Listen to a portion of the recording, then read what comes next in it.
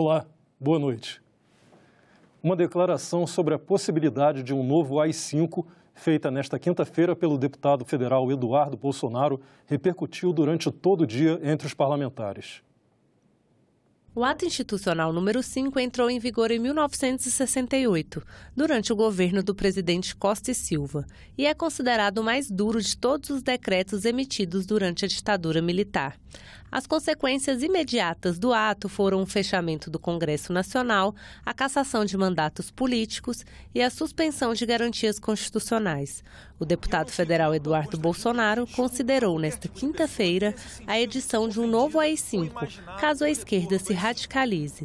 A declaração gerou polêmica. Essa afirmação significa um crime contra a ordem democrática brasileira.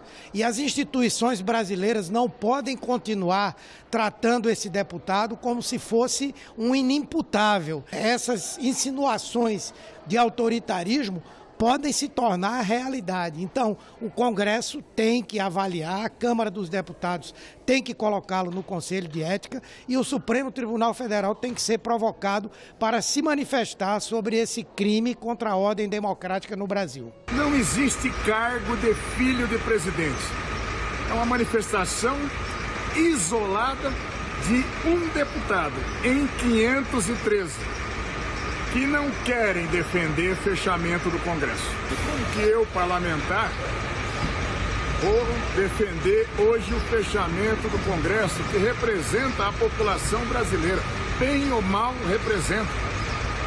O AI-5 permitia que se expulsasse imediatamente servidores públicos com estabilidade. O Brasil carece justamente da ampliação da democracia, do respeito ao contraditório. Nas redes sociais, a repercussão foi grande. Mais de 20 senadores se manifestaram sobre o assunto.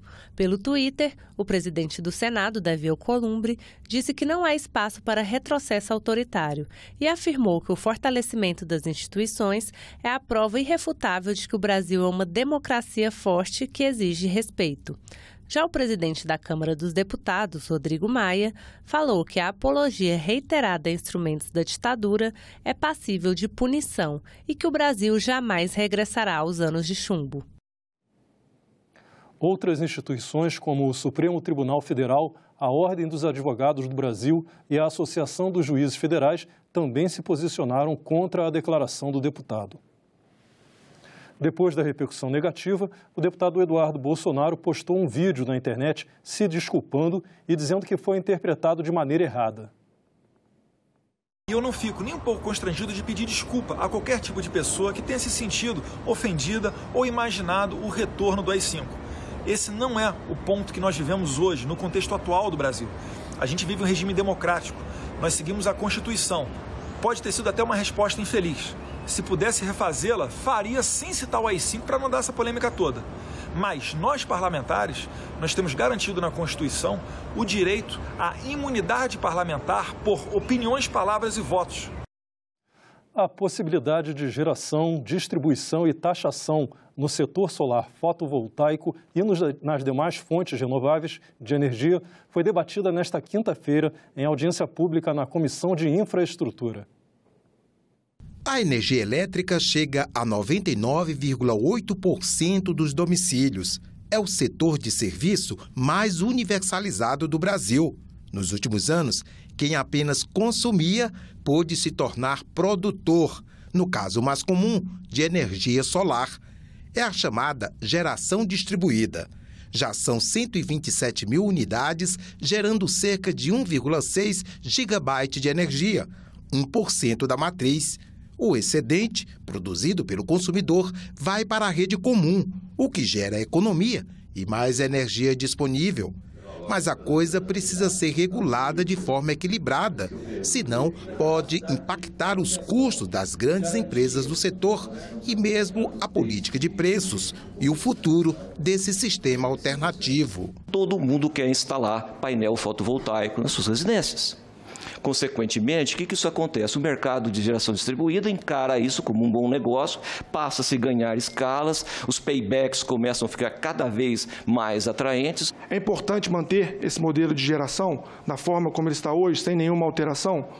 É possível que sim, mas ele custa para os demais consumidores. Não se deveria dar através de um subsídio cruzado, que é o subsídio que é dado na tarifa de energia elétrica, porque a tarifa já é uma tarifa elevada, por todas essas questões que eu disse para o senhor, nós já temos muito encargo, nós vamos cada vez mais aumentando essa tarifa para os demais consumidores. Na audiência, preocupações com barreiras que podem comprometer o avanço desse tipo de produção energética. Vários investidores dessa área de fotovoltaica que enfrentam a resistência das distribuidoras para fazer a ligação do sistema à rede. As distribuidoras hoje têm uma má vontade gigantesca com aqueles que querem fazer as usinas.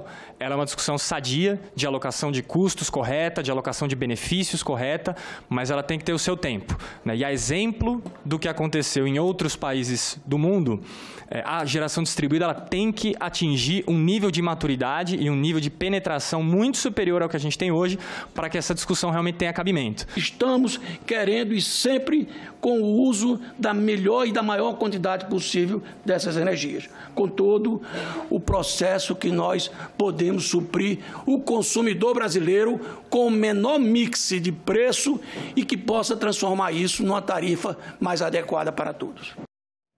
A energia também foi tema de audiência pública em outra comissão, a de defesa do consumidor. A crise política na Venezuela teve como um dos efeitos o corte no fornecimento de energia daquele país para Roraima. Assim, o Estado brasileiro tornou-se dependente das termoelétricas, uma fonte mais cara e poluente. Segundo o senador Teomário Mota, que pediu a realização da audiência pública, um impasse diplomático dificulta a retomada do fornecimento da energia venezuelana para Roraima. A disputa interna pelo poder entre Maduro e Juan Guaidó impede avanço em negociações para o pagamento da energia e o restabelecimento do serviço. O Guaidó, como não está de fato e direito, ele manda representante e o outro manda embaixador. Olha a confusão. Então, o que acontece? O presidente Jair Bolsonaro reconheceu o representante do Guaidó e não o embaixador. Pronto. Voltou para a estaca zero. Roraima teve um aumento de quase 100% na tarifa de energia elétrica em 5 anos. Até uma CPI no estado foi criada para tratar da questão. Roraima hoje tem a 8ª taxa de energia mais cara do país. O povo de Roraima passa fome para poder pagar a sua conta de energia. A questão da Roraima Energia no nosso estado é um monopólio, né? Um monopólio, a empresa ela gera energia, ela transmite energia e ela distribui a energia, o mesmo grupo. No último ano, o PROCON da Assembleia Legislativa de Roraima registrou 2.274 reclamações de consumidores. Hoje, um consumidor chega ali no nosso atendimento e reclama que a fatura dele atrasou 3 dias e já foi cortado, que ele não recebeu a fatura de energia elétrica, ou que a fatura não chegou, que ele não sabia que estava em débito. Então, todas essas demandas hoje nós estamos recebendo lá no PROCON. O representante da empresa, que controla o sistema desde dezembro, disse que reduziu a inadimplência de 16% para 1% com o parcelamento das dívidas, que existem 12 estados no Brasil com energia mais cara e que o preço da tarifa é o que garante novos investimentos. A ANEEL, quando define uma tarifa, ela define uma tarifa partindo do pressuposto que a energia que está sendo vendida para o consumidor está sendo recebida para a concessionária, para ela conseguir reverter isso em investimento e melhoria da qualidade do serviço. Quanto às regiões isoladas, também existem planos da concessionária. Um planejamento para 2020 e 2021 para conectar todas ao sistema Roraima com energia 24 horas. As que não for possível conectar pela distância ou algum problema de atendimento técnico, estamos desenhando atendimento por energia solar, com banco de bateria ou por segurança com sistema híbrido com geração para operar à noite, alguma coisa assim. O senador Messias de Jesus pediu a definição de critérios antes do corte de energia por falta de pagamento. Cortar a luz da casa de um cara que tem um bom salário, que tem uma boa renda, de um fazendeiro, cortar a luz de quem tem condições de pagar, eu acho que seria até justo. Mas você comete um crime quando corta a luz da casa de um cidadão que não tem emprego. Advogados e contadores podem ou não ser contratados pela administração pública sem licitação. O assunto foi debatido nesta quinta-feira pela Comissão de Constituição e Justiça. O debate serve para orientar um projeto que estabelece como notório e singular o trabalho de advogados e contadores. O tema provoca muita polêmica. A Associação dos Juízes, por exemplo, vê a proposta com preocupação.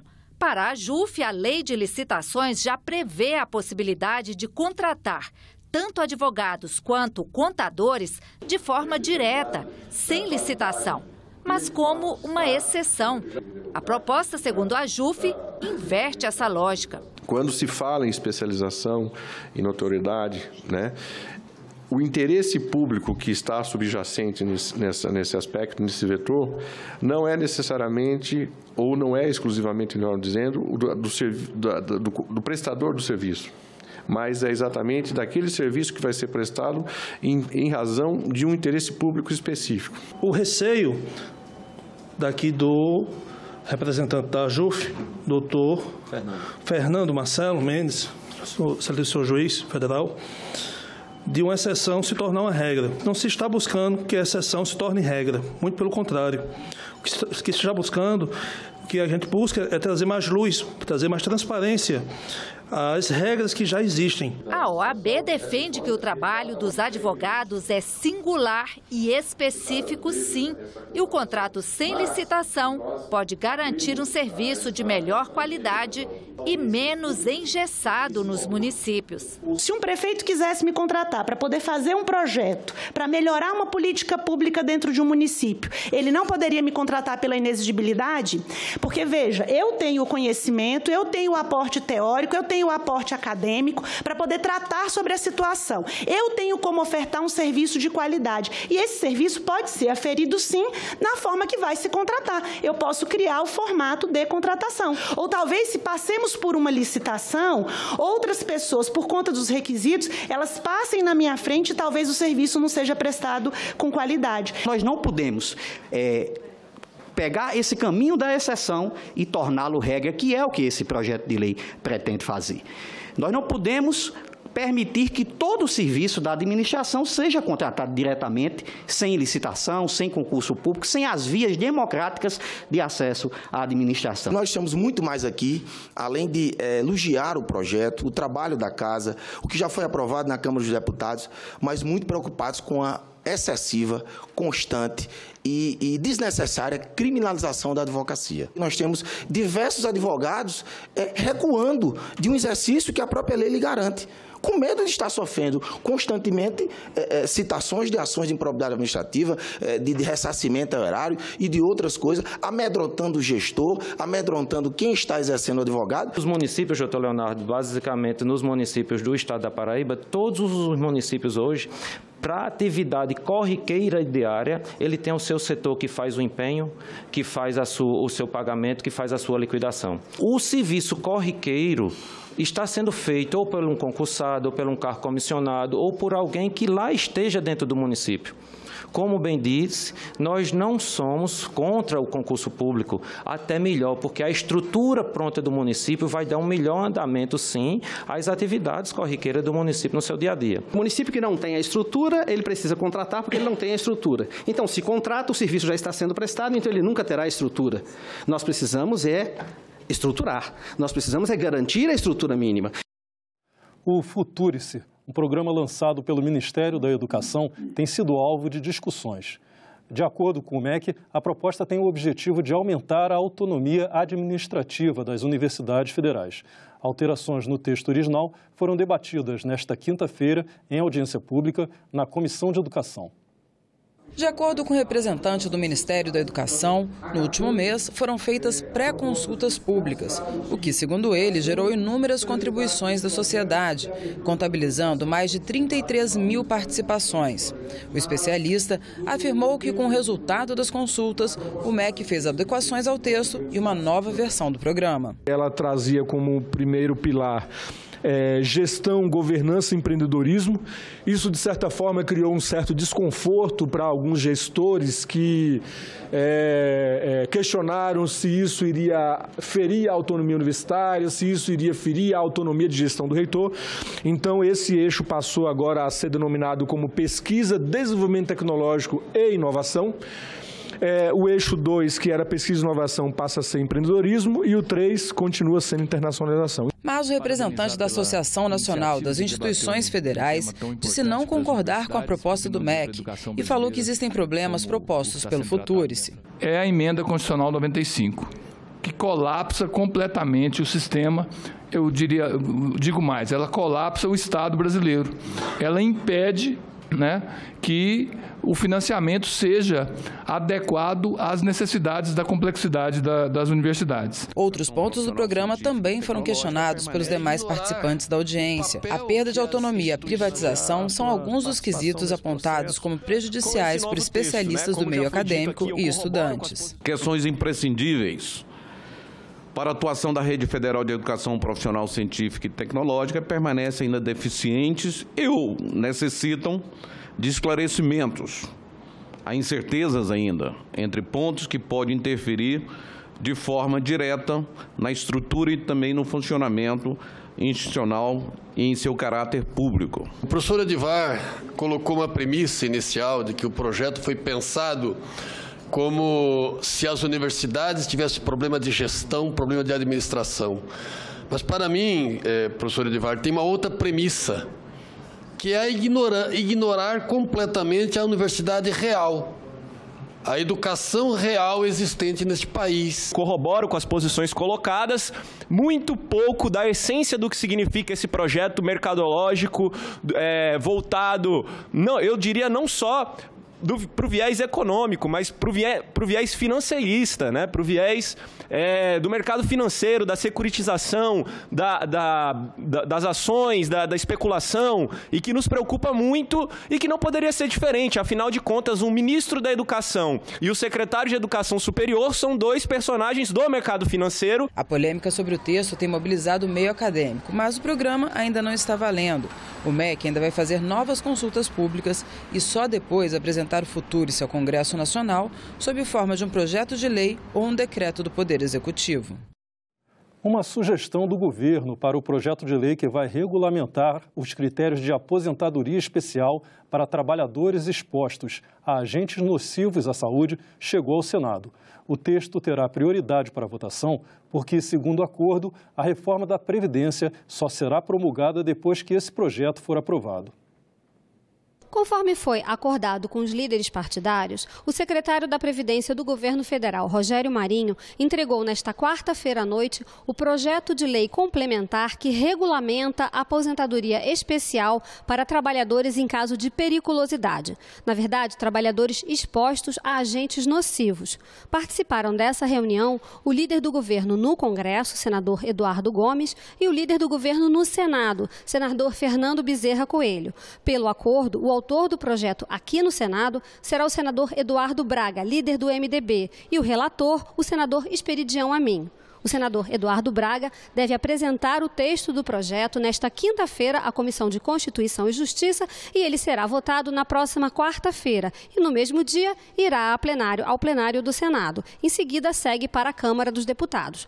Pelo acordo, a promulgação da reforma da Previdência depende da aprovação desse projeto. Mas cabe agora, segundo o líder do governo, o senador Fernando Bezerra Coelho, cabe agora ao presidente do Senado, senador Davi Alcolumbre, marcar a data da promulgação. Não, o projeto atende o quê? A preocupação que foi colocada é em relação a determinadas categorias. O mineiro de subsolo, que foi uma bandeira empunhada pelo senador Esperidião Amin, e a preocupação do senador Paim em relação à questão dos vigilantes armados e também dos eletricitários que trabalham em linhas de alta tensão, e o texto confere, portanto, digamos assim, essa segurança, esse direito do acesso à aposentadoria especial para esses trabalhadores. Mais de 70% das aposentadorias são dadas em função de judicialização.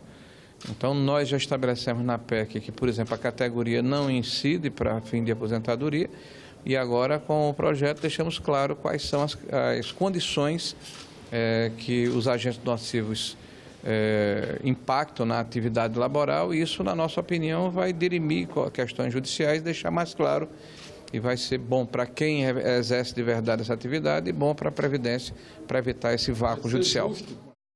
Terminou nesta quinta-feira a campanha Outubro Rosa, de prevenção ao câncer de mama. Pela manhã, um grupo de voluntários formado por pessoas que trabalham no Senado entregou em um hospital de Brasília 1.148 objetos arrecadados em uma campanha no Congresso Nacional para apoiar pacientes com a doença. Entre as doações estão mechas de cabelo, lenços e bonés. A senadora Leila Barros participou. Eu quero agradecer, em nome dos parlamentares, a todos os servidores, a todos os colaboradores que fizeram um trabalho belíssimo nesse mês de outubro, com uma arrecadação maravilhosa, né? Mais de 1.000 lenços, bonés, enfim, cortes, cabelos, né? Que certamente vão servir para a confecção das perucas para as mulheres aqui que estão em tratamento. Enfim, eu acho que foi um ato de generosidade, de amor, é o que nós estamos demonstrando aqui nessa manhã. O pouco que a gente está trazendo é muito para essas pessoas que estão, como a senadora falou, numa batalha. É uma batalha não só dessas pessoas que têm essa doença, mas também da família. A dor é muito grande e a gente vê nos olhinhos, sabe, como é triste. Então o sentimento é assim de dever cumprido. Isso é uma coisa que, se todas as pessoas pudessem fazer isso, seja em que setor for, ajudaria muito a sociedade e as pessoas portadoras também de câncer. E foi iniciada nesta quinta-feira a transmissão oficial da TV Senado para Juazeiro do Norte, no Ceará. A inauguração fez parte da programação de celebração pelos 50 anos da estátua do Padre Cícero. A distância entre Brasília e Juazeiro do Norte é de 1.339 quilômetros, em linha reta. Mas quem viaja em linha reta?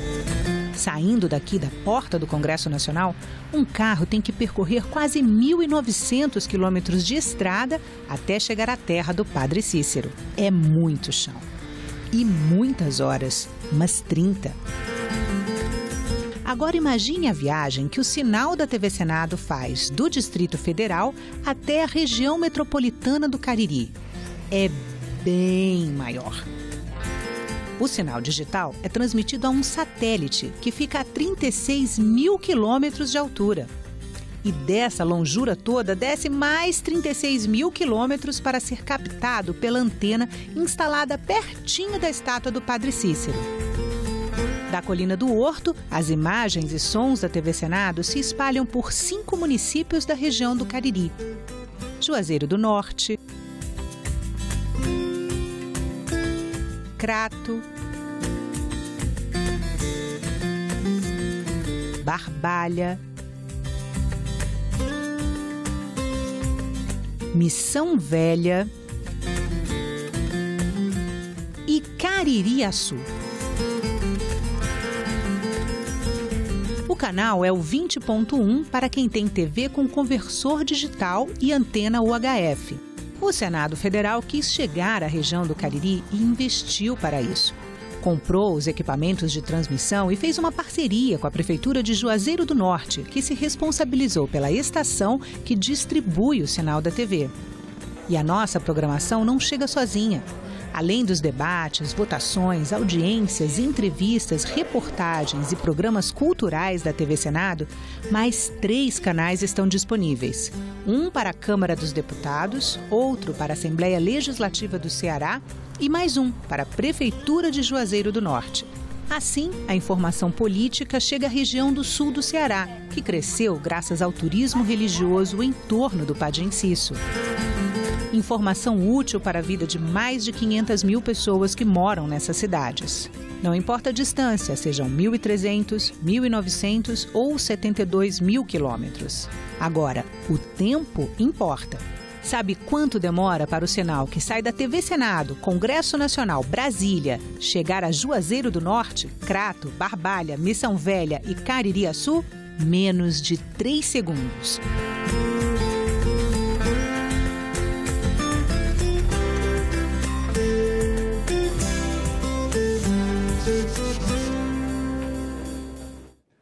ficamos por aqui. Você pode rever as reportagens desta edição na nossa página na internet, senado.leg.br/tv. Muito obrigado pela companhia e continue sintonizado aqui na TV Senado.